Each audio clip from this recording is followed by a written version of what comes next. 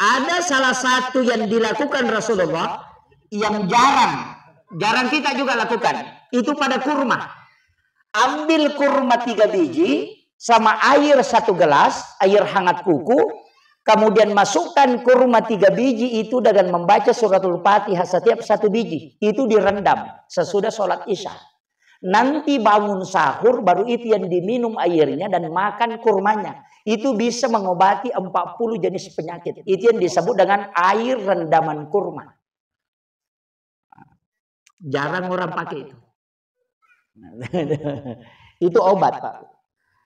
Cuma kadang-kadang kita kan makan kurma dihantam saja. Yang paling bagus itu air rendaman kurma. Itu obat. Imamul Ghazali itu menyampaikan begini. Siapa yang berhubungan pas selesai berbuka puasa di bulan Ramadan, sesudah minum air putih sebelum makan apa-apa, kemudian berhubungan dan menyebabkan istrinya hamil, maka besar kemungkinan anaknya itu bisa menjadi seorang ulama. Itu pesannya Imam Ghazali.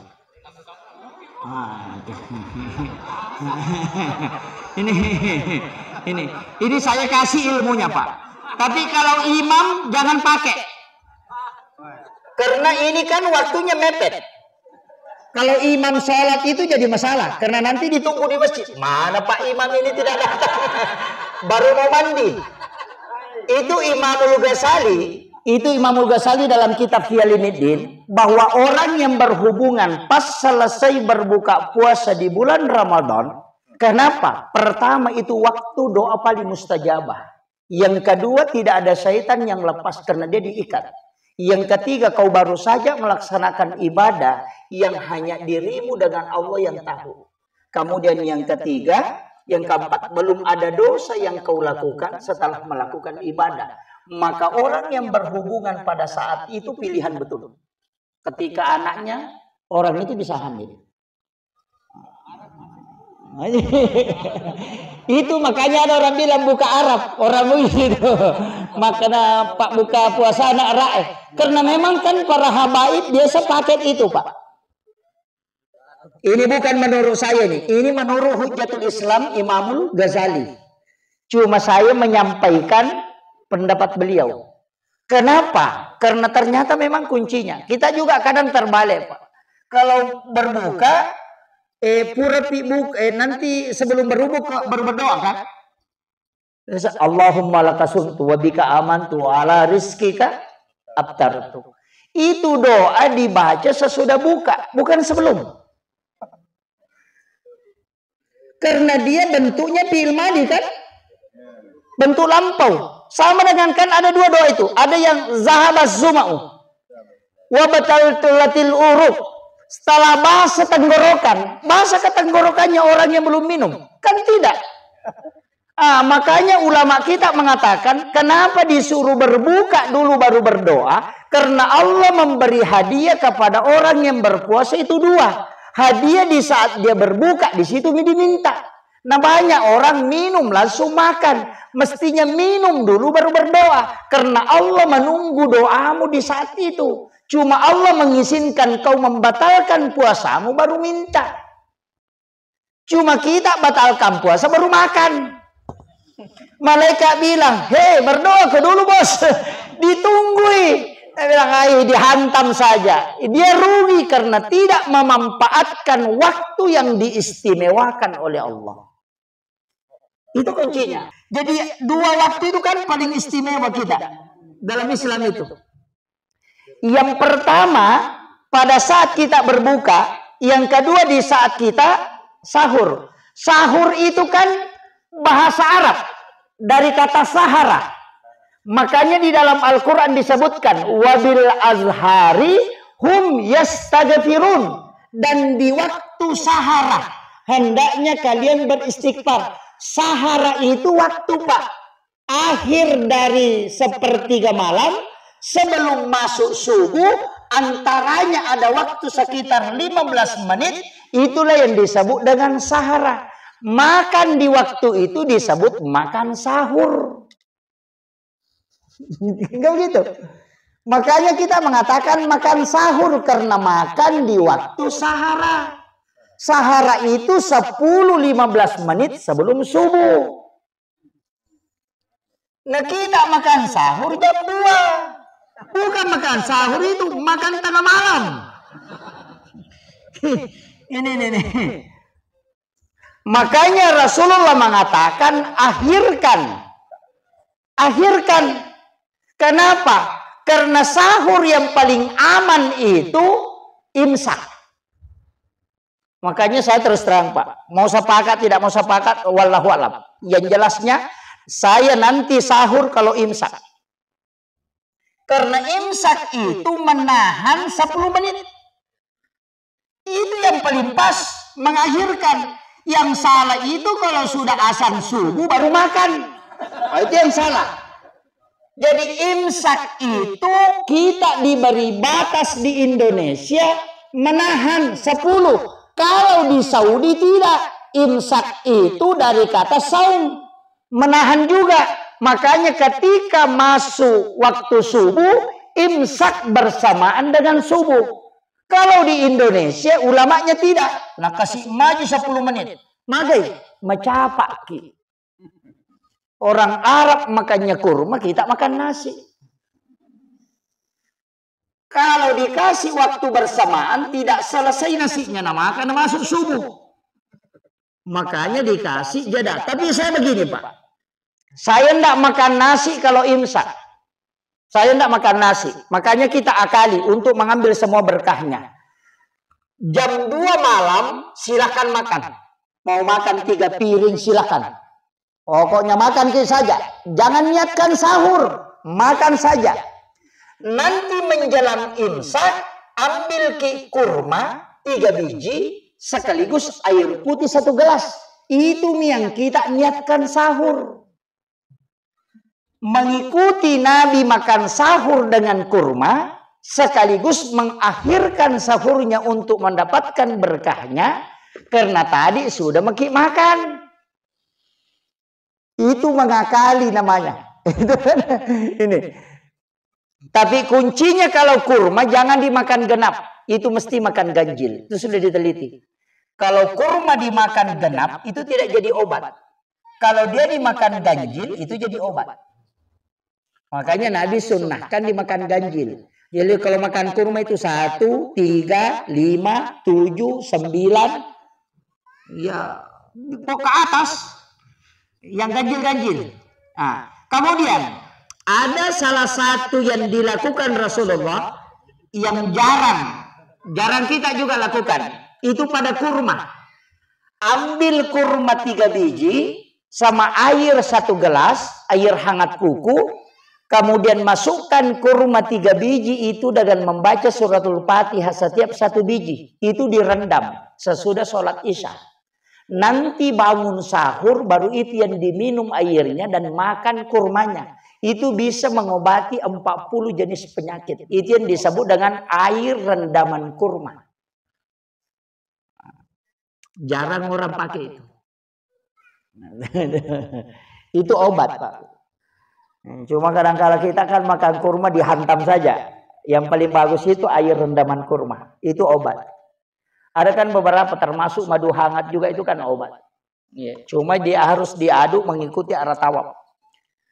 Itu mengikuti berlawanan arah jarum jam. Karena kalau kita aduk mengikuti arah jarum jam, itu toksinnya terbentuk. Kalau dia diaduk mengikuti arah tawaf, itu selnya itu terbentuk dan toksin menjadi hilang. Makanya Rasulullah menganjurkan mengaduk itu selalu arah tawaf.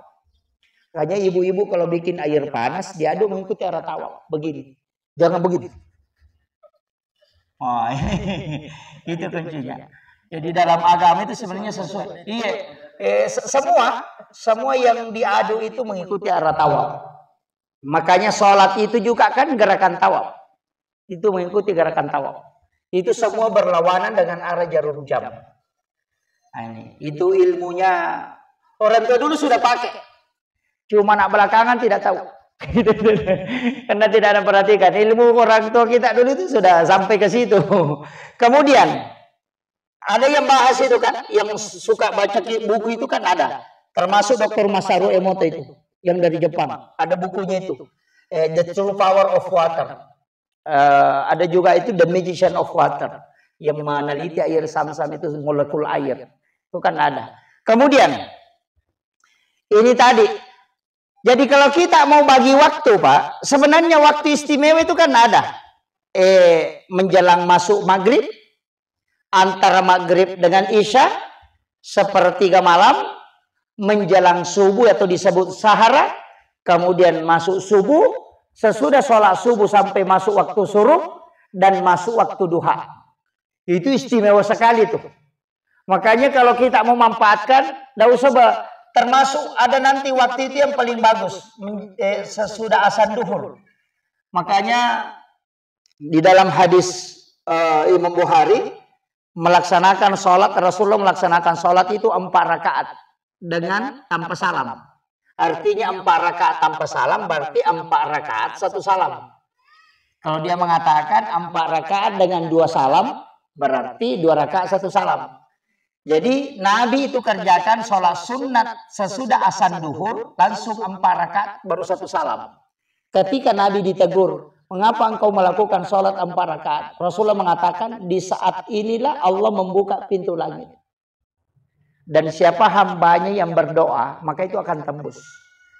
Makanya pintu langit itu dibuka sesudah azan duhur. Makanya sebenarnya ada seperti Abu Hanifah itu memundurkan waktu duhur. Nanti menjelang jam 2 siang itu baru sholat duhur. Ada beberapa masjid yang pakai itu. Kalau kita kan tidak. Kalau sudah duhur langsung azan. Itu di tempat-tempat yang panas. Dia menunggu agak dingin baru ini. Ada 2 sholat itu yang bisa diundurkan. Yang pertama sholat isya. Itu lebih afdal kalau agak mundur. Apalagi kalau ada kajian. Ada ceramah, itu lebih afdalnya mundur. Itu Nabi pernah lakukan, itu hadis sahih. Dia mengatakan, seandainya aku tidak mengkhawatirkan kalau memberatkan untuk umatku, maka ini sholat isya yang lebih bagus. Itu yang agak larut malam, karena ujiannya besar, Pak. Kalau sholat itu orang sudah mau tidur juga capek. Bisa-bisa dia tidak lakukan. Makanya sholat yang ujiannya besar itu, kalau dalam fikih semakin besar ujian suatu ibadah itu semakin besar pahalanya. Iya. Makanya orang yang banyak pahala itu yang jauh rumahnya dari masjid. Kalau yang dekat dari masjid ya sedikit aja tuh, Pak. Makanya Rasulullah mengatakan rumah yang paling bagus adalah rumah yang dekat dari kuburan, jauh dari masjid. Kenapa, Bu? Iya, itu kan hadis sahih itu, Bu. Rumah yang bagus kata Nabi, yang jauh dari masjid, yang dekat dari kuburan. Berarti sebaliknya, rumah yang jelek, yang dekat dari masjid, jauh dari kuburan. Kenapa? Itu bicara hakikat. Bahwa rumah yang jauh dari masjid itu setiap 1 langkah kakinya itu diampuni dosanya dan diangkat derajatnya. Makanya jauh dia jalan dan ujiannya besar, makanya pahalanya besar. Yang dekat dari masjid lompat turun 3 langkah masuk ke masjid, dosanya sedikit saja terhapus. Makanya yang dekat dari masjid rumahnya mesti mutar dulu di lapangan baru masuk supaya banyak dosanya terhapus. Ya kan begitu. Kalau kita mau ambil langkahnya, tapi begitulah sahabat, ada yang mau mengangkat rumahnya, angkana melo pak dei bolana. Maka Nabi tidak usah. Siapa yang duduk tafakur di dalam masjid 1 jam, kalau ukuran kita, itu lebih afdal daripada sholat sunat 1000 rakaat. Nah, makanya yang dekat rumahnya dari masjid cepat datang. Cuma balik. Yang dekat nanti ikamat orang baru lompat. Ini bilang macawek mo. Ini kuncinya. Makanya kalau kita kejar nilai, Pak, ya. Iya, usahakan ambil yang pahala yang paling besar. Tapi kalau masjid itu, Pak, kan ada ukuran. Kita masuk, ambil saf yang paling depan, sebelah kanan. Itu ashabul yamin. Itu yang didoakan malaikat. Jadi kalau kita ambil saf itu laki-laki, kalau perempuan ke belakang. Kalau laki-laki ambil saf yang paling depan sebelah kanan imam, itu ashabul yamin namanya. Itu yang didoakan oleh malaikat. Sebenarnya yang paling bagus itu 7 orang di belakang imam, tapi jangan berani ke situ kalau tidak ada bacaannya. Nanti imannya salah, tidak ada yang bisa luruskan. Fatal itu. Nah, kemudian sebelah kanan, tapi tidak boleh jadi standar bahwa harus di situ. Tidak, nanti imamnya siksa. Majak kamu makan teh, kemana nape kanan aja nonton lo kiri, kosong sebelah kiri itu jadi masalah. Atau imamnya dibawa ke sudut, kada tiba di pu imam lo korosuna supaya kena manang ini. Kan begitu. Sama di saat pertama Pak, seandainya kita mau mengikuti Fadilah, kalau bangun masjid tidak usah panjang ke belakang, kasih lebar saja. 200 meter ke samping, cuma 2 saf. Kan saf paling bagus yang depan tuh.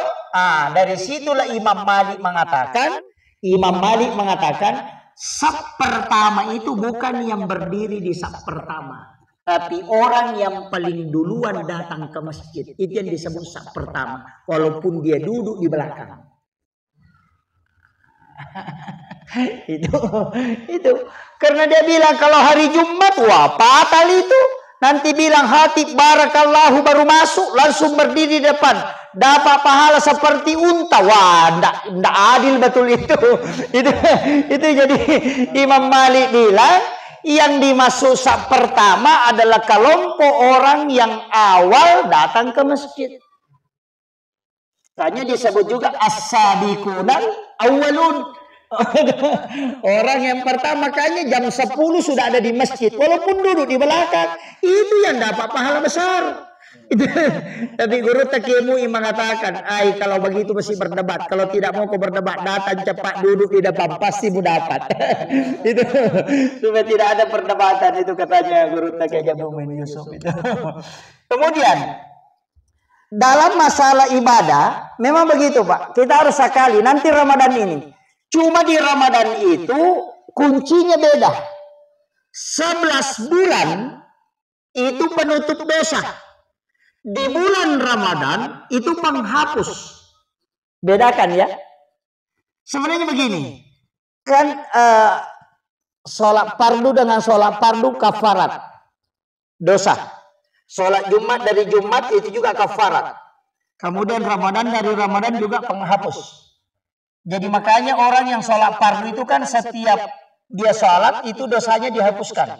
Makanya kan Nabi mengatakan Allah meletakkan dosa di punggung dan di pundak kemudian di kepala.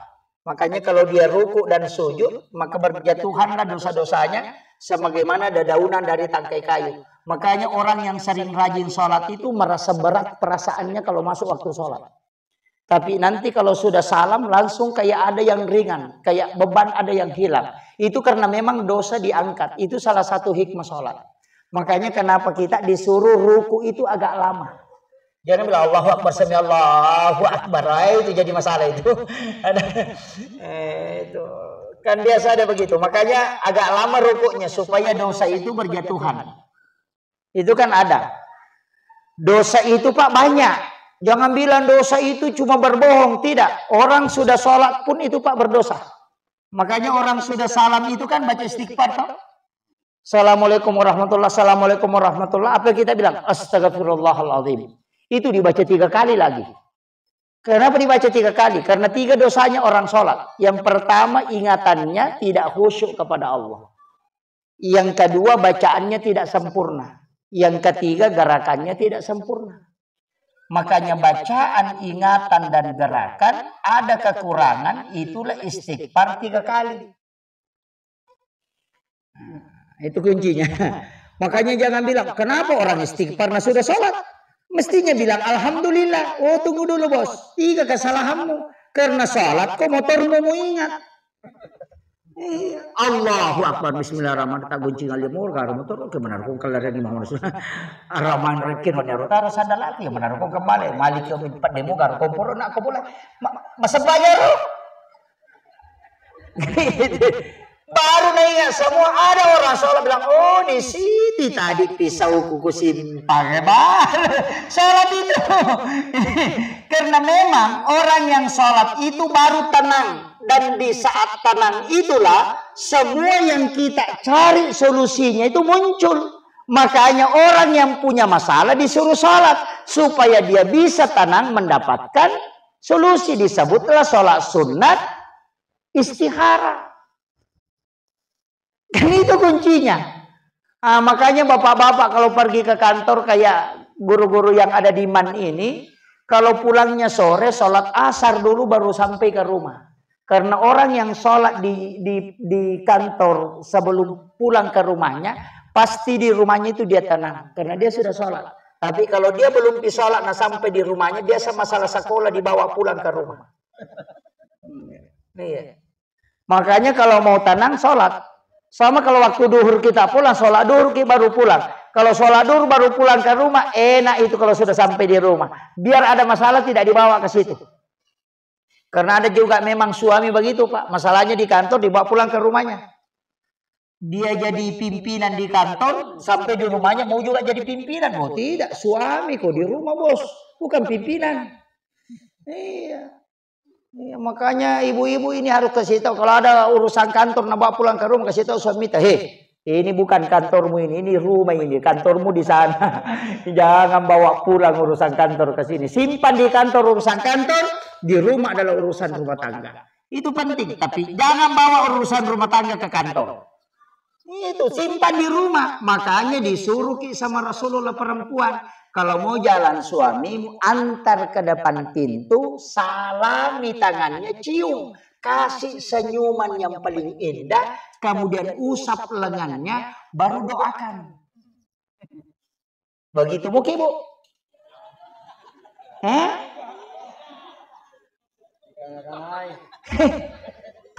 Kalau datang, jangan biarkan dia masuk di pintu. Paling bagusnya seorang istri turun menjemput di depan tangganya. Kasih senyuman yang paling indah. Ambil kalau ada yang dibawa. Kalau dia tenteng tasnya, ambil kita yang angkatkan. Salaman, cium tangannya. Baru ucapkan alhamdulillah, senyum yang terindah supaya semua masalahnya di kantor itu sudah hilang sebelum dia naik ke rumahnya. Kalau di dalam kamar kita tunggui assalamualaikum, tidak ada yang ngomong. Langsung dia bilang, "Weh, adik di sini." Dia bilang, "Kenapa memang nih?" Wah. Karena kadang-kala kalau ibu-ibu lebih sibuk sama Facebook. Di kampung saya, bukan di sini. Kalau di sini tidak. Nah tahu semua urusannya orang. Semana urusan na tahu. Mapat di Wetang yano ku Jakarta, pura na bos sepeda yano ku Kalimantan. Sakit lututnya si anu di Makassar, sagi giginya yano di Samarinda. Padahal suaminya mencer, dia tidak tahu. Karena dilihat di Facebook semua. Ada masalahnya dikasih masuk di Facebook. Tidak salat, dia bikin status, aku menyesal. Ternyata kau begitu pengkhianat. Seandainya ku tahu memang tidak bakalan. Baru bikin gambar lope-lope pecah. Bu, dari dulu sampai dunia kiamat tidak ada malaikat diutus mencatat keluhan di Facebook. Tidak ada. Iya. Tidak ada malaikat pencatat Facebook, tidak ada. Makanya kalau ada masalah, ambil air wudhu kemudian sholat. Karena di situ solusinya. Kenapa? Karena komunikasi langsung sama Allah. Itu kan kuncinya. Ini penting saya sampaikan ini Bu. Jangan ada masalah langsung dikasih masuk di Facebook. Sedikit-sedikit masuk di Facebook. Kalau ada duda yang dia lihat, oh ini orang sudah bertengkar. Langsung dia bikin komen. Sabar say. Itu sudah. Masalah itu. Iya. Tidak ada di sini Budi. Ada. Sama deh. Tapi jangan juga langsung salahkan orang kalau ada di Facebook dia bikin status. Kadang-kala dia foto-foto itu baru dia upload di Facebook. Alhamdulillah. Hari ini kita ditraktir sama letting. Lama baru ketemu langsung ditraktir. Langsung ada yang komen, piak melo setia ceng. Ternyata we melo ya ceng, alena mapedi ati Pak Deni Oli. Kadangkala kita itu yang rusak Pak, tapi kita yang menyalahkan orang. Kuncinya orang sakit itu Pak gampang. Kalau orang dapat rezeki kemudian dia marah, itu sebenarnya orang sakit itu. Iya. Karena kata Makoro, orang beli mobil baru, dia cicil. Langsung bikin, ya, nah cicilnya tuh, magi kok nah cicil, ternyata aku suruh wajah. Begitu. Kan kadang-kadang begitu.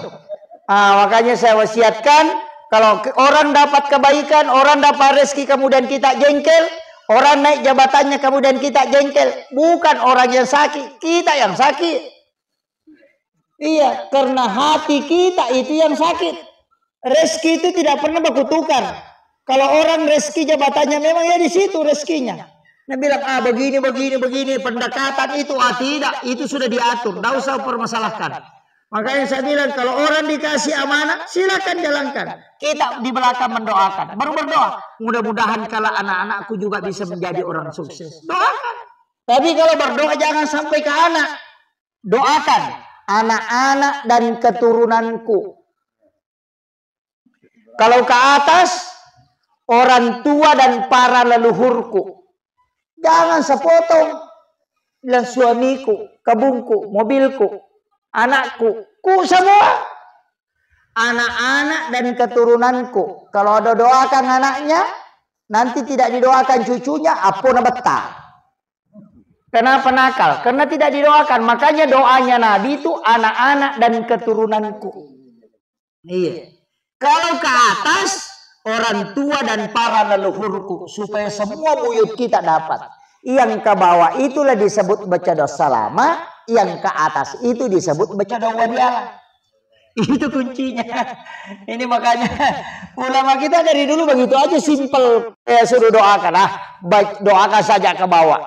Ini doakan ke atas. Itu aja kuncinya Pak. Makanya kalau kita ngaji tasawuf sebenarnya sederhana. Saya pernah itu di bimbing khusus Kurutan bilang, sebenarnya hidup ini gampang. Kembali saja kepada dirimu. Tidak usah terlalu jauh mengambil ibarat dari orang. Kembali.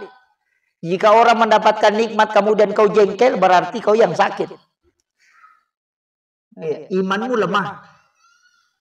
Kalau kau melihat orang ada masalah baru kau jengkel, itu jadi masalah. Makanya di dalam tasawuf itu tidak ada bab kikir Pak. Yang ada itu bab tamak.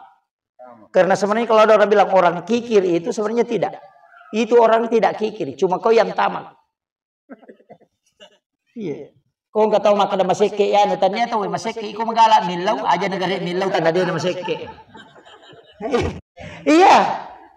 Makanya di bab tasawuf itu tidak ada kikir. Yang ada itu tamak. Apa sih tongannya dia datang maseke. Karena rezeki itu sudah cukup dan dilebihkan. Tidak ada yang kurang rezekinya. Cuma dicukupkan dan dilebihkan. Makanya kalau dia mengatakan maseke milau mu tuh nagan modal mau aja negara milau. Tidak usah minta. Makanya yang kalau mata kau kata pedagang kada maseke ku makanya kau menggalak milau. Itu kan selesaikan persoalannya di situ. Iya. Jadi orang yang bilang kikir itu ya. Makanya nanti kalau Ramadan ini jangan kikir. Suka rajin sedekah. Tetangga-tetangga kita yang berpuasa, non-muslim yang tidak berpuasa tetap bisa. Itu sedekah itu bukan hanya untuk orang. Itu untuk binatang pun boleh. Makanya memberi makan kepada binatang melata itu berpahala. Apalagi kalau manusia. Itu kuncinya. Makanya sedekah itu tidak terbatas kepada orang. Ada orang sedekah nanti, tidak mau kasih karena tidak sholat. Itu jadi masalah itu. Enggak, berikan dia semua. Karena sedekah itu adalah memberikan manfaat untuk orang. Makanya ulama dulu kan begitu. Orang tua kita itu kalau mau makan pasti dia kasih makanan dulu kucingnya.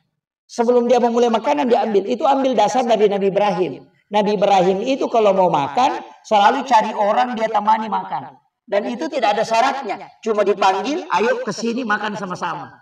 Dan tidak dia makan makanannya kecuali ada yang dia temani. Dan apa hikmahnya? Ketika dia dibakar tidak terbakar. Api tidak mau membakarnya. 40 hari, 40 malam di dalam api, itu tidak terbakar. Dari sinilah ulama dulu mengambil dasar bahwa setiap rezekimu yang pertama langsung sedekahkan supaya tidak terbakar tempatmu. Ya nariasa mula balu. Iya, jadi kalau ada misalnya kan begitu, ada orang belanja, langsung dia belanja 5.000 pagi-pagi, ambil yang 5.000 itu sedekahkan, ya nariasa mula balu.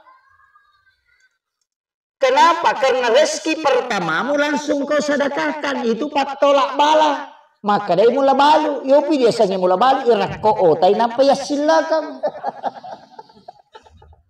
Tanya mula balu seke sebenarnya tuh, ikan.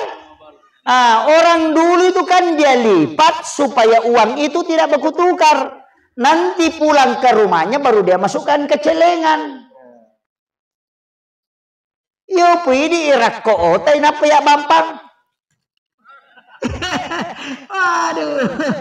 Inilah yang dipakai dan itu dasarnya apa dari situ. Itu Nabi Ibrahim itu kan dibakar dan dia masuk ke dalam api 40 hari 40 malam. Cuma api tidak membakarnya. Kenapa? Karena sifatnya yang dicabut. Jadi makanya kumakan jai pasidakana itu dia nak nailasa. Makanya maka Nabi dau mardakum bisadakah, obati penyakitmu dengan sedekah. Karena kalau orang bersedekah racunnya itu sudah buang. Karena patola bala tuh. Ya kok enggak gagamian re tapasidakah ki. Jangan makan dulu. Makanya orang sehat, dia nang tahu pala sapa megala ada rupa nalasana tahu seke mi itu. Termasuk penyakit gula itu rasa tahu kat dia itu. Saya sampaikan begini, sederhananya, makanya orang Nabi kan mengatakan ketika engkau memasak sesuatu kemudian tetanggamu menciumnya dan dia kepengen memakannya, maka engkau berdosa ketika dia tidak mendapatkan makanan itu. Masa ini nasu ingat nang mau inapa ini madosa. Nah begitu. Artinya apa? Jangan merakiti perasaan tetanggamu walaupun itu dengan sekecil bau makanan yang dia tidak nikmati dari kamu. Itu kuncinya. Makanya sekecil apapun kita bagi ke tetangga. Meliki bale kasih tetangga. Tapi ingkatona aja makoko apa angkala maritau seke Pak Kiai. Gulukas. Maritau kan dia tuh. Dulu kan tidak ada kulkas. Kalau beli ikan dimasak dikasih ke tetangga karena rusak kalau tinggal. Sekarang dikasih masuk di kulkas. Maki buah idepa telu. Dua kulkas napa nanda cidi. Nah semenjak aku meceke. Tahu seke. Jadi matan ratu kumeki mita inene na tahu seke dua gulukas soko bolana.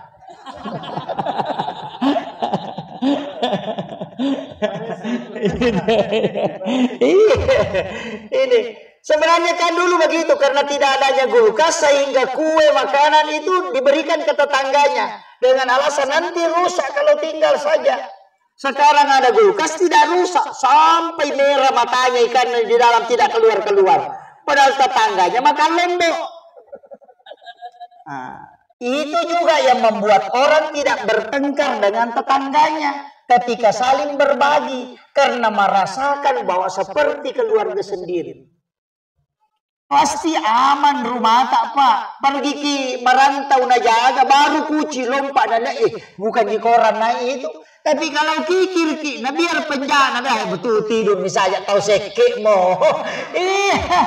Itu bisa benarnya penolak bala. Iya, coba mabasa kau beli bolata. Sedikit-sedikit kasih sedekah, sedikit-sedikit kasih makanan, sedikit-sedikit bantu, sedikit-sedikit senyum. Itu kita adakan kalau ketemu langsung senyum. Karena Nabi bilang, tabassumuka fi wajhika ahika laka sedekah. Tersenyum di hadapan wajah saudaramu itu sedekah. Makanya semua foto cale itu tersenyum.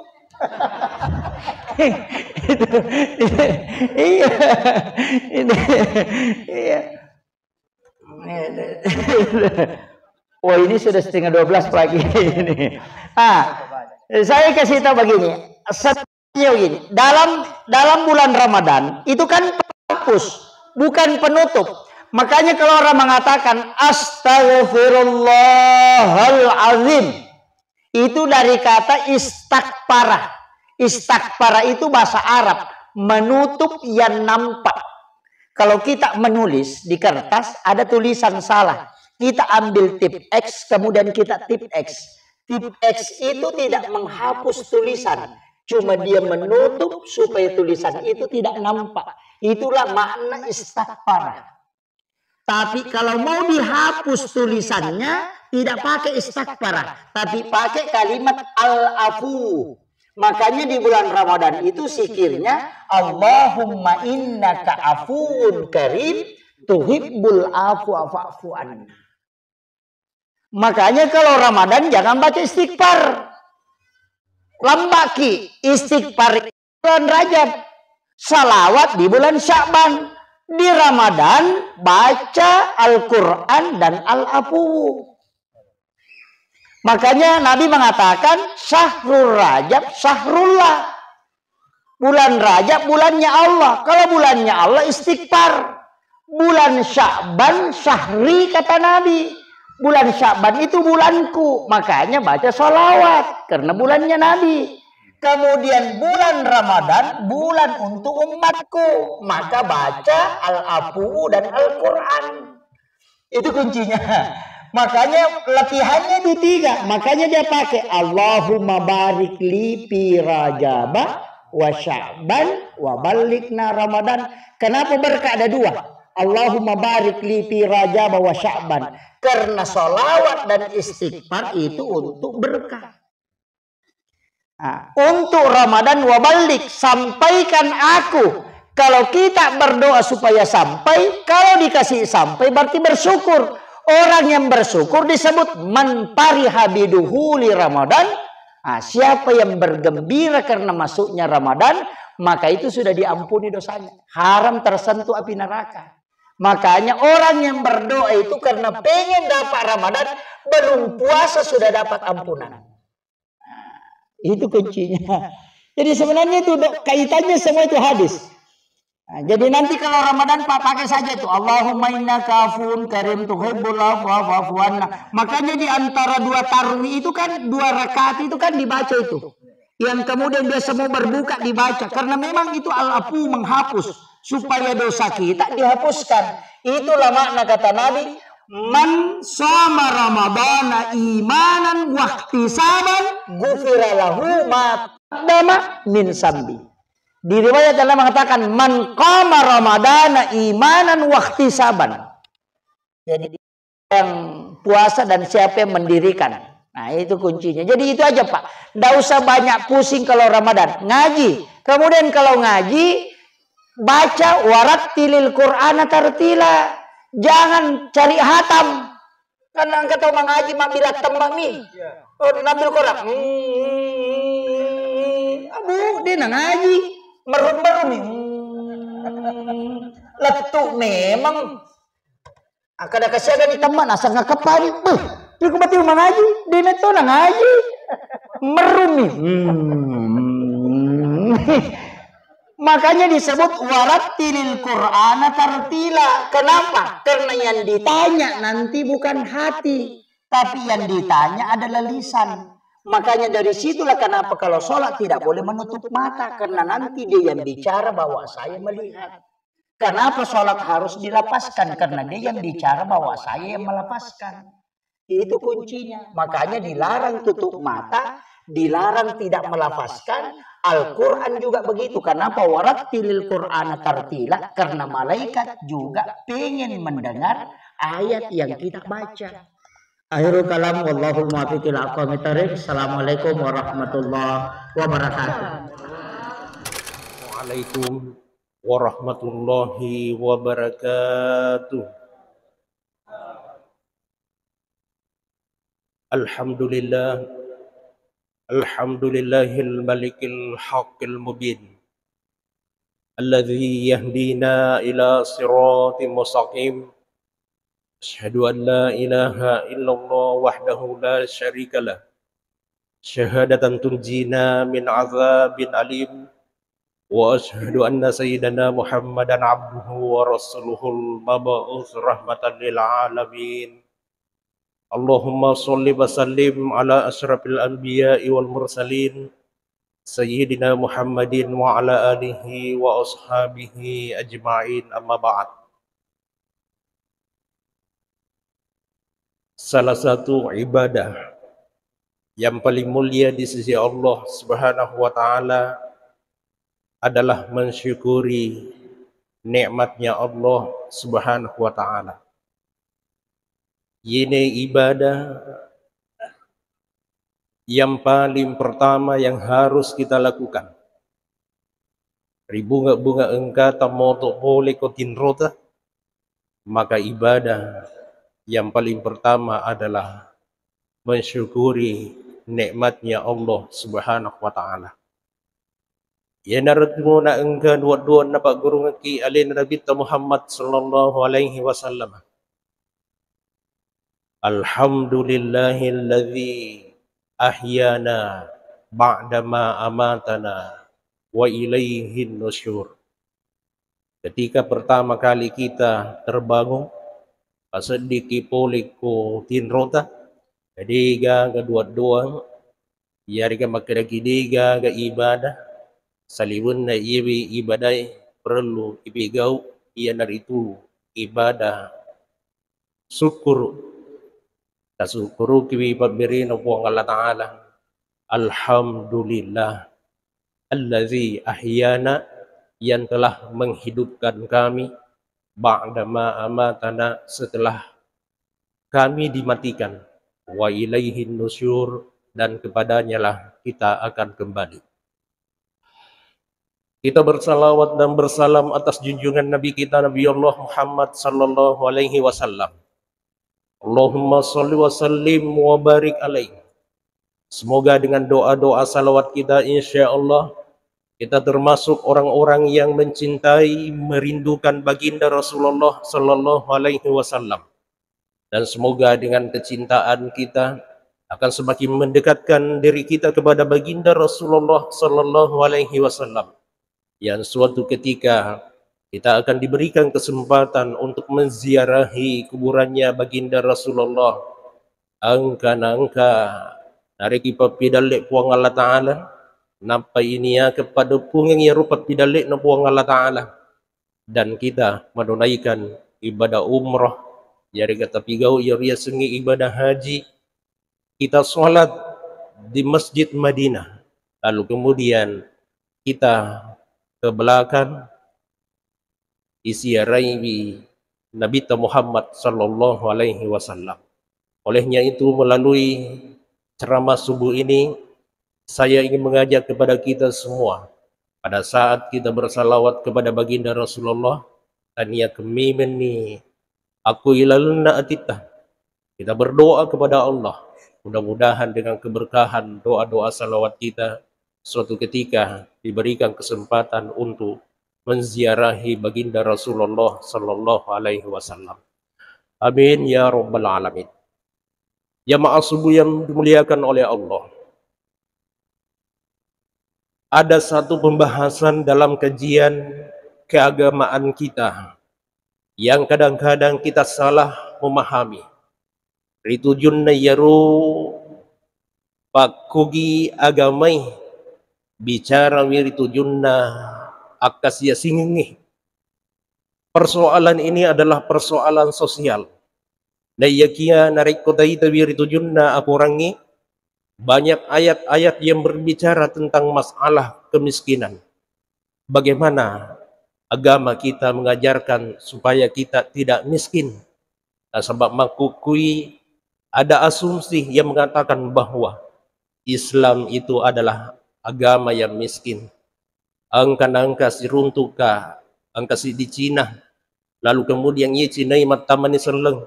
Bahkan ada buku yang menjadi karangan daripada orang Cina ini. Angka nampak terkait dengan masalah ekonomi syariah, ekonomi Islam. riwatu engka namilu lici agama yaru tumatuanna makedewi tumatuanna nak boleh saja kamu pindah agama, akan tetapi saya berpesan hendak lalu muatama agama seleng, agama Islam. Jangan kamu milih-milih agama Islam. Wadimu nasing musliwi agamamu, keyakinanmu, akan tetapi bisa memilih agama Nasrani. Enjak nasing mupilih selengih. Lalu kemudian ketika itu saya penasaran dan bertanya, makinaka maginangka mapakoro adanna tumatuwatta. Ternyata jawabannya sederhana. Maka dewi nasing yaro selengi madonggo-donggo, yaro selengi tulo ang kabiko masjid, yaro selengi nasalibi jama-jamanna, yaro selengi makutumanangi nasing selengi. Jadi saya berpesan, jangan kamu memilih Islam nasabah ia tu selengi makasiasiwi. Makoni pakitan na yaru wona tumatuan na yaru laput Cina. Akan tetapi hadirin yang dirahmati oleh Allah, ternyata setelah dia masuk Islam, apa yang digambarkan oleh bapaknya, orang tuanya di nama Pakoro, nasabah ketika dia membaca ayat-ayat suci Al-Quran, membaca hadis-hadis yang dikeluarkan oleh baginda Rasulullah Sallallahu Alaihi Wasallam, ternyata di dalam Al-Quran sangat membenci yang namanya kemiskinan. Ternyata baginda Rasulullah Sallallahu Alaihi Wasallam nacicela de itu kutui. Ternyata Rasulullah Sallallahu Alaihi Wasallam nacicela de iyaru tau tulung kei kanawanawang di pajan naman nawanawa di nisima kedaaga na pigaw. Ternyata Islam di dalam salah satu hadis baginda Rasulullah Sallallahu Alaihi Wasallam, orang rampewi makeda kadal pakru ayyakuna kupra. Terkadang kefakiran itu ia tunasin makasiasi ayyakuna kupra cek dipinasin nakapiri. Idina makukui pinadingiwi. Agama sudah melarang kita melakukan korupsi, sogok, menogok, menyogok. Maka Dewi Nabi Muhammad Sallallahu Alaihi Wasallam ar-rasi wal murtasi pinar. Yarunasin taubas sogoi, yari katau isogoi. Pinar onronna aku narakana puang Allah Ta'ala.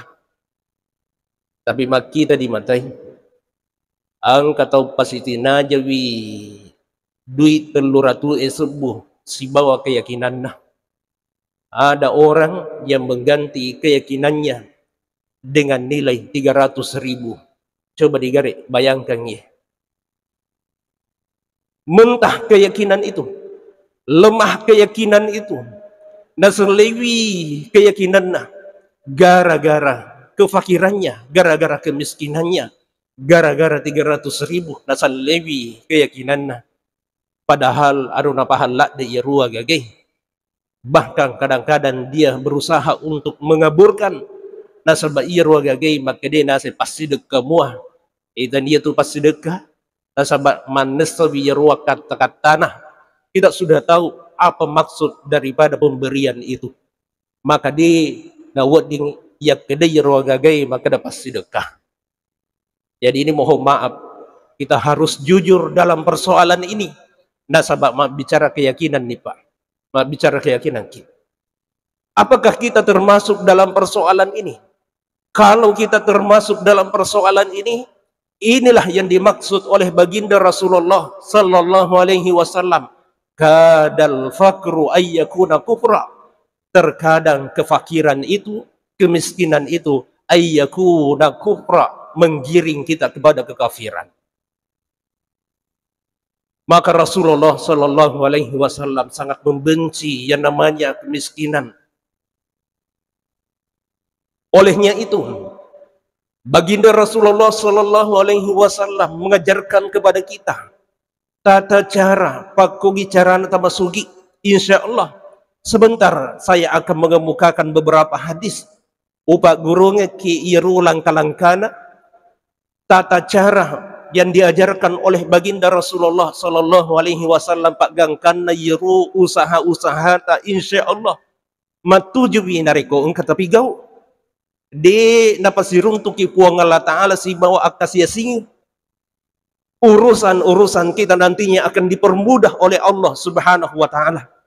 Nah sahabat nariku ya guru-guru hadis ini banyak petunjuk-petunjuk dari baginda Rasulullah sallallahu alaihi wasallam untuk itu.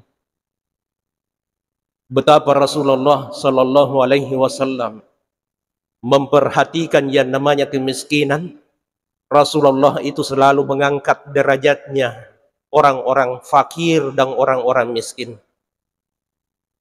Dari kung katau puasa, ada orang yang melakukan hubungan badan di tengah suai yari gari suai si tinaja bitawi mapuasa daya kian nasulangi bi puasana dia melakukan hubungan badan dengan istrinya, maka sanksi hukumnya tahriru wakabatin, dia harus memerdekakan 2 orang hamba sahaya daya kia di nagaga makokwe atah di nagaga ata makukui.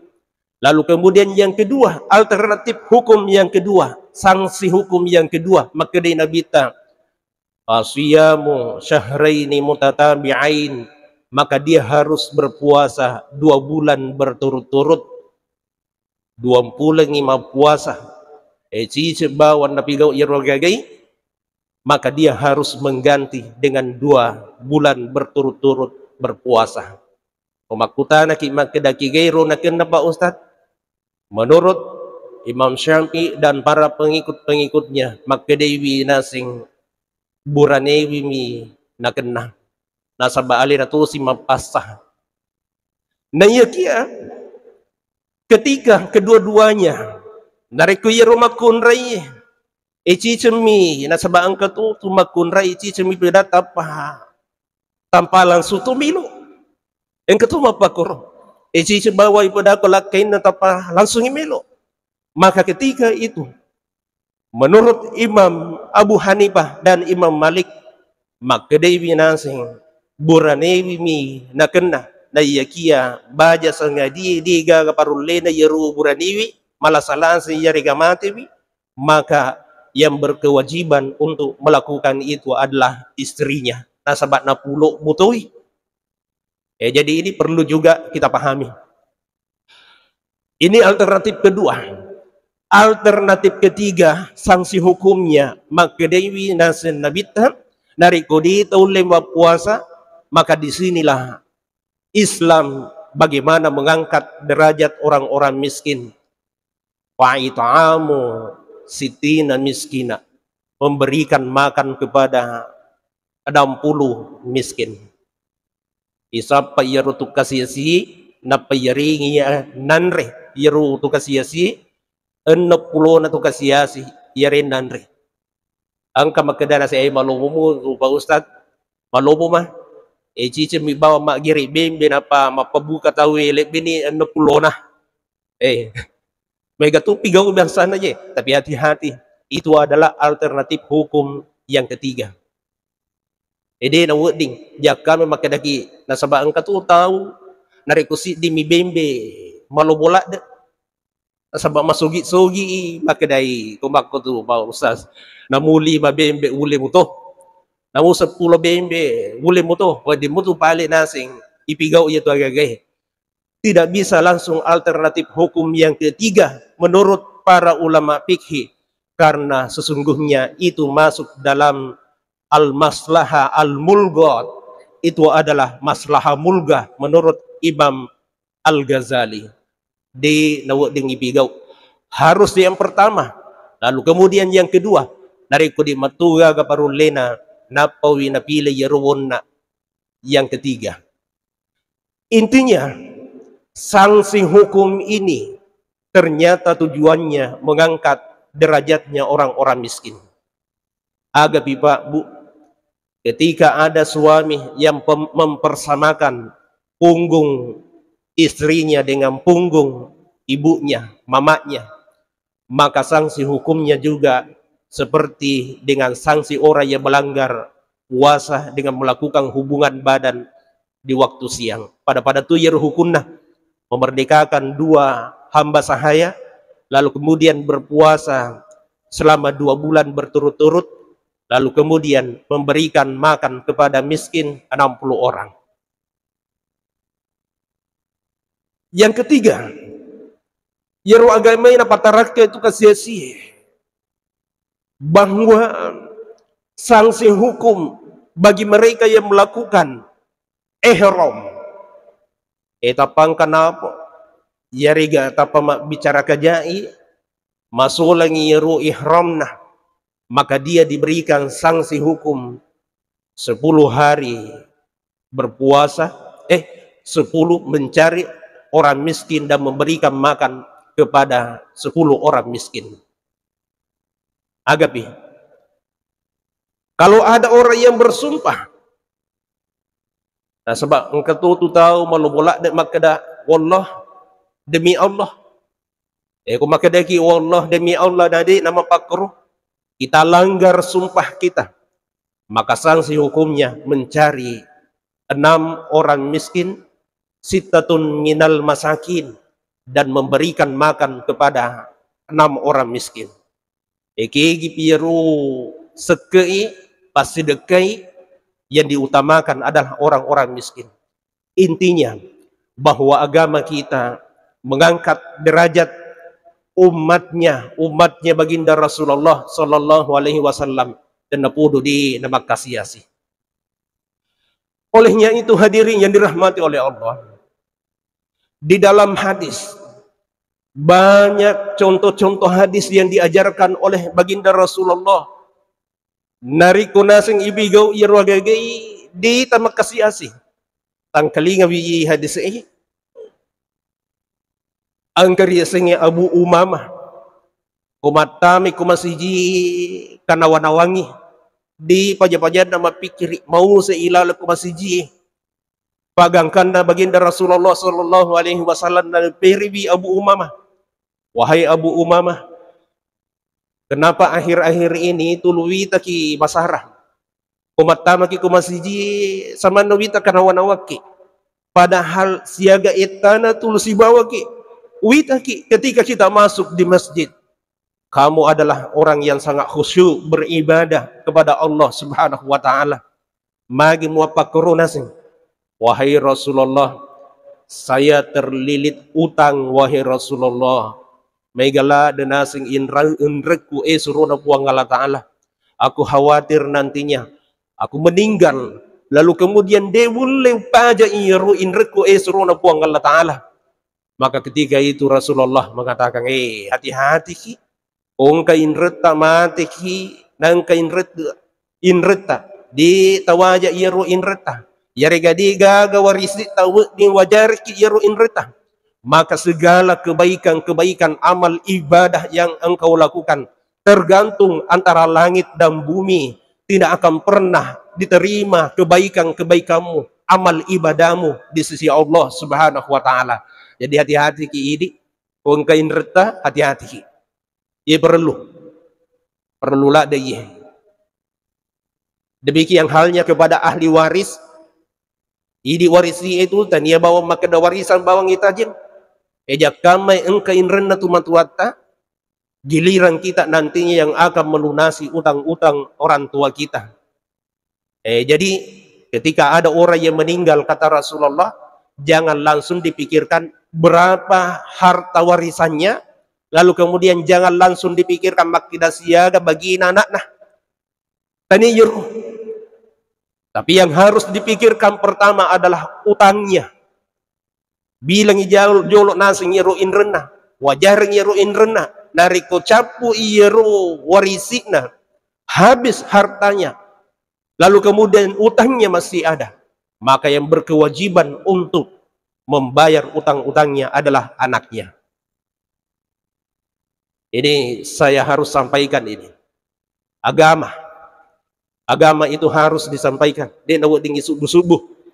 Nasabak ang katutaw, na isilak di magkadaan ka inren na tumatuan na ay na-jay tan misingi. Na-jay tan misingi. Ini harus kita sampaikan kepada umat nasabak makasulala da itu. Dia kami kasi iro tumatuan ta isip masiji, pasan paja ke masiji, na iya kia angka-angka makin rengin. Ini tumatuan na rekong ka inreta. Tapudangi iro binita tapudangi wija-wijata. Ang katuna inra kumapakui gang kana makukui di petu wajah ya. Baja sanga di mati ka. Wajar ka. Wajar ka. Kung kataru-taru ko na balu manang yaro taru-taru ko. Wajar ka inra ko. Itu harus disampaikan kepada ahli waris kita. Nah, inilah yang terjadi kepada Abu Umamah. Sampai ketika itu Rasulullah sallallahu alaihi wasallam kedai Abu Umamah. Kokimai ada pekimai Abu Umamah ang kadua-duan baca winasing Allahumma inni a'udzubika minal hammi wal hazan wa a'udzubika minal ajzi wal kasal wa a'udzubika minal bukhli wal jubn wa a'udzubika min ghalabatid dain wa qahri rijal. Baik kamu tuh apa lagi kapan ya? Kalau dibaca di waktu pagi dan di waktu sore, insya Allah orang itu nantinya akan terhindar dari lilitang utang. Dari ko ka inrenna yaringi pallomo-lomo ko Allah Taala untuk paja yero inrenna. Yang penting ini ya kang ipa. Nasaba ang katutu tahu yarini papidale na yakia di sisa-sisa gaganya na milong paja yero inrenna. Yang pertama, ketika kita berutang engka inreta, tanamkan di dalam hati kita utar-utarung yang idui ipat dutpung yang idui, lalu kemudian insya Allah saya akan memberikan niat ibrelu niat yang pertama pada mututu nariku miluki menriku Mekah. Ketika kita ingin umroh, angkat kata-kata menri umroh, ada orang yero panlolongan na cedek mi pa panlolongan na daya kia narik kemataru bidui ede nang kanaganggu yero di na. Insya Allah saya niatkan setiap bulan utaru bisikoi dia belok ganggu yero di. Masalah ni matu tahu makada melom menre umroh ya no. Masalah itu makada bah. Magin na setong ke tahu menre umrah narekurite palolongan na biasa-biasa oleh koro cara na matarong. Kung katataro po bunga tataro ya ro gagay aniya kemiman ni injak talawi ya ro di insyaallah apa ganda po kala taala.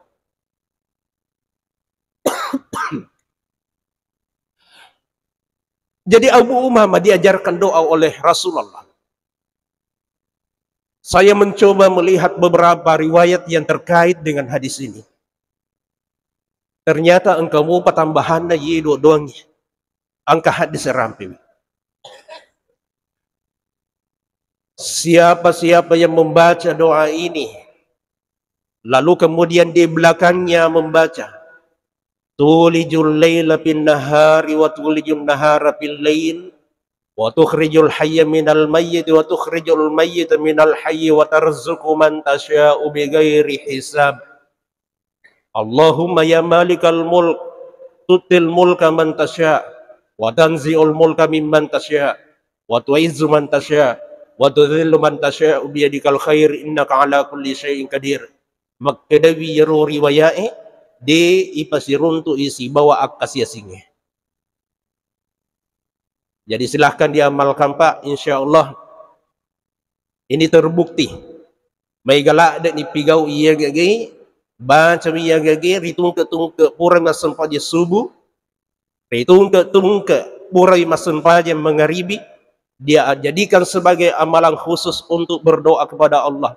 Maka rezekinya dimudahkan oleh Allah Subhanahu wa Ta'ala. Ini yang pertama.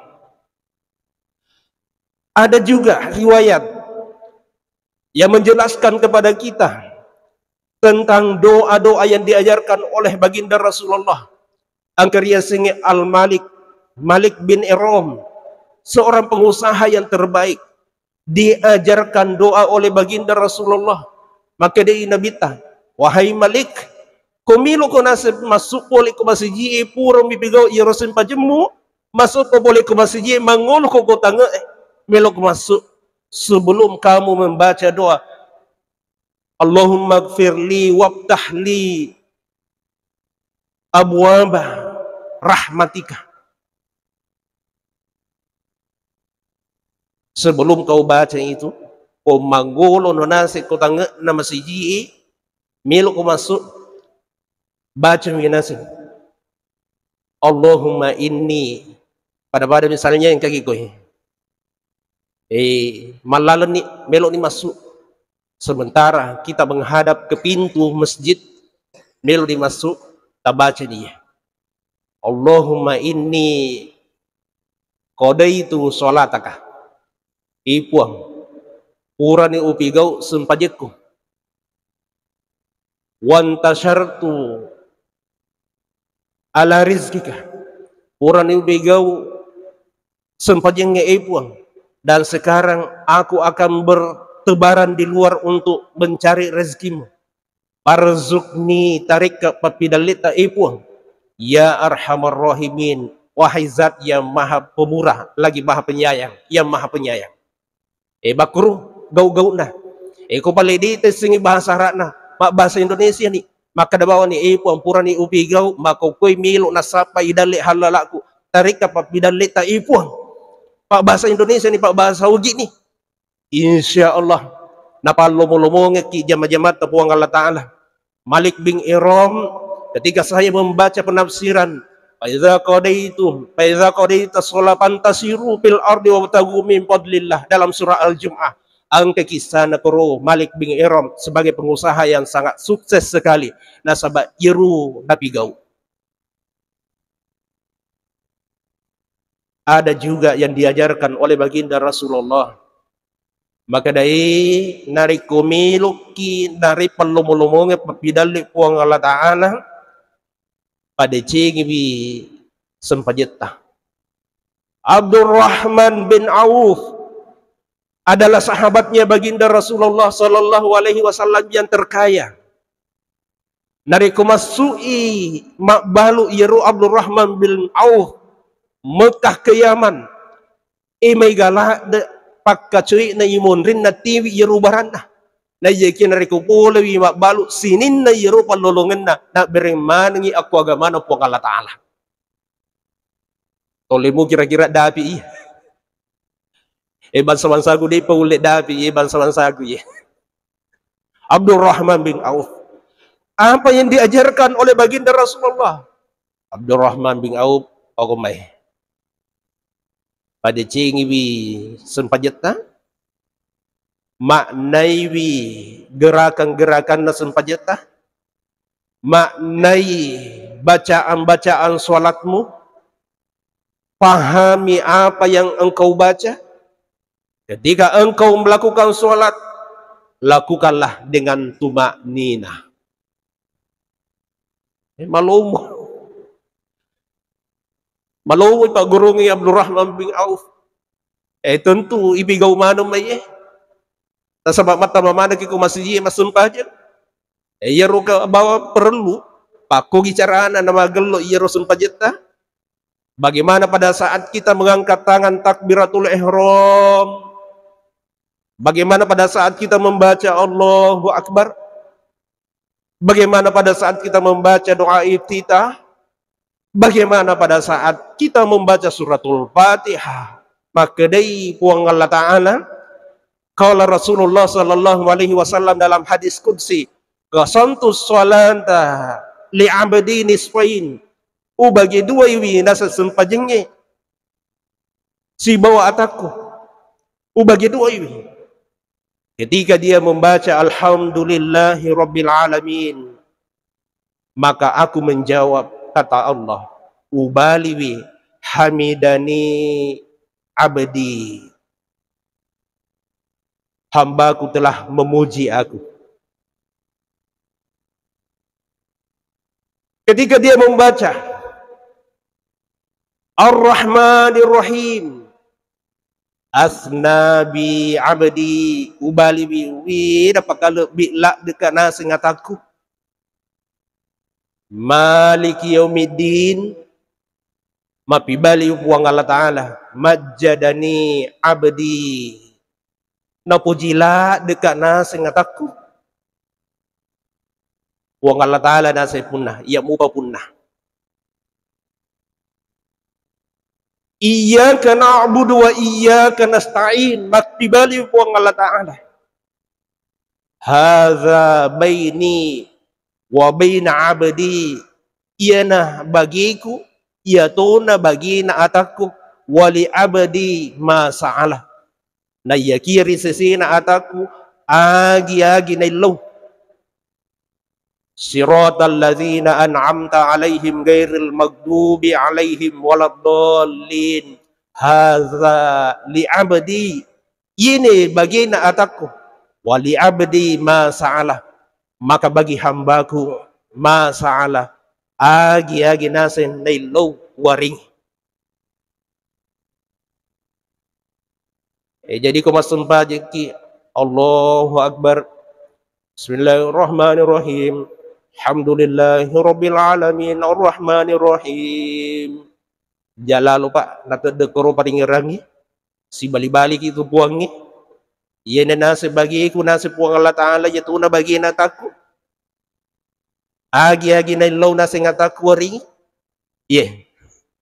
inilah hikmah di dalam pelaksanaan sholat kita kayak gini ya ruh narik kebasan pajaki bacaan subhana rabbiyal a'la wa bihamdihi subhana rabbiyal a'la wa bihamdihi subhana rabbiyal azim kayak gini ya ruh baca rabbi ghfirli warhamni wajburni warfa'ni warzuqni wahdini wa'afini wa'fuani narik ko lelei lino akhirat ritujunna yiru dua-duangi maka semuanya itu harus kita maknai inilah khusyuk yang sesungguhnya di ibaca bawang dan ia bawa maka dapuran ibaca selesai ini ruang gagai tapi kita harus memaknai agar nak terbaca demikian halnya dengan gerakan-gerakan magi yakka ijari lalu kemudian kenapa kita bersujud pasti lempu iru uluh si bawah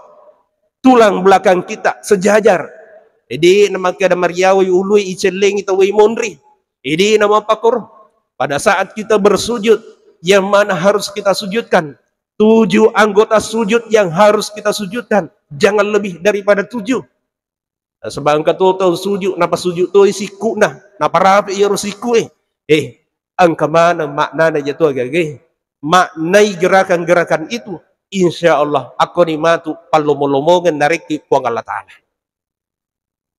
jadi ada hikmah terbesar di dalam solat kita dari kumat puji tu sempajengi insya Allah yang itu biasa naramping kitupan ritata dari kumat tujuh ni nasing akhiratmu maka cuy ilinomu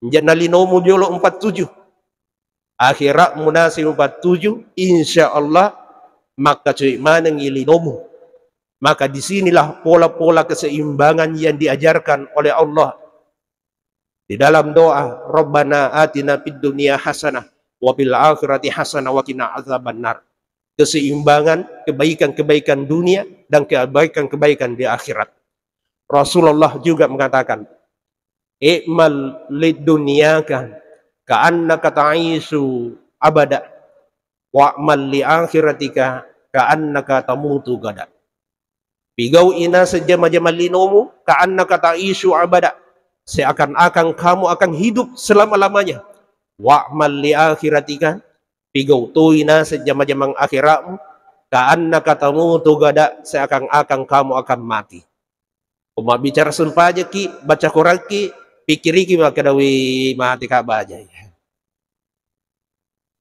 tapi ko tapi gaw ijama-jamata ko ki kantor ako ki pasa baluki manja tapi pikiri ki maka mati kabaja malampe-lampe mo pa ye umuruku maka salah sekali pemahaman kita sebab itu jumpa di atas Supaya tidak salah dalam memahami, angka itu biasa tangkalinga dunia ini sementara, akhirat selama-lamanya. Benar itu, Pak. Benar itu. Dunia ini sementara, akhirat selama-lamanya. Benar. Tapi jangan sekali-kali kita salah paham. Jakamai ye adai tapa makadaki injak namu jama-jama lino. Tapa tak bukuri wi jama-jama lino salah pahaki. Di nama pakuru kata-katana. Memang dunia ini sementara. Tapi di sisa-sisa nawat dia bukuri ya ruh jama-jama lino. Harus tetap kita bekerja. Bagaimana Islam kuat, maka harus kuat ekonominya. Tidak mungkin ia masjid nama kena kui gelok na masjid ta. Ia bawa lampun na nareko bilang lampun na biaya na lampun na masjid. Tekui gana. Nareko makasya siwi jamaah, makasya siwi umat selenge minajaki. Tidak mungkin Madinah semegah itu. Lampu-lampunya terdiri dari emas. Nareko makasya siwi umat selenge. Tidak mungkin seperti itu. Maka Islam itu dari sisi ekonomi harus kuat. Sampai zaman-zaman linota. Meloki mabangun masjid, meloki masjidka, meloki masjidka, meloki pigawi riasanya ibadah kurban, meloki menri kota nama raja umrah dan haji. Ero haji nari kemakokoi meloki jo kasilaluna siaga pedui ibas sadia Pak. Maka dia tahu 230 juta ai cedekmu Pak. Koyo makadaiki wajah makokoi insyaallah 2 jam 3 jam kemudian masuk tu yero nomor keberani kimpaja ini 300 juta. 300 juta. Coba digare. Bagaimana kita bisa melaksanakan ibadah itu dari kebakasiasi. Hadirin jemaah subuh yang dimuliakan oleh Allah, selamat taman dibetul. Saya ingin kembali menguatkan. Ini tapi gawon. Allahumma inni a'udzubika minal hammi wal hazan, a'udzubika minal ajzi wal kasal. Napa tambah tulijul laila bin nahar wa tulijun nahar. Insyaallah Allah akan memudahkan rezeki kita. Innallahil musta'an wa ilaihi tiklan. Assalamualaikum warahmatullahi wabarakatuh.